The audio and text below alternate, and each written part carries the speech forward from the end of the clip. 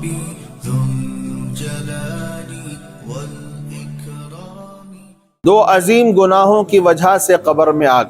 امام قرطبی رحمۃ اللہ علیہ نے اپنی تفسیر میں حضرت عمرو بن دینار سے یہ واقعہ نقل کیا ہے کہ مدینے کے لوگوں میں سے ایک شخص کی بہن بیمار ہوئی تو وہ اپنی بہن کی عیادت و تیمارداری کرتا رہا.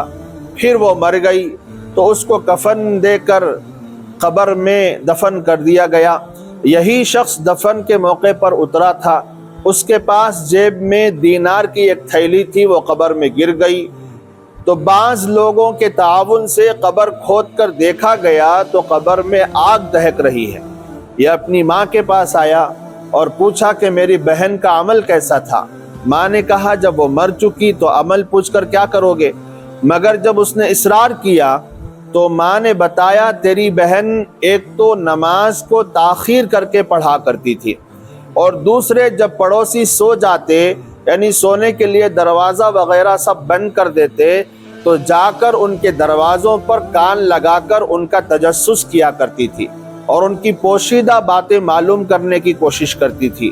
بھائی نے سن کر کہا بس اسی نے اس کو ہلاک کر دیا ہے. یہ تفسیر قرطبی میں ہے.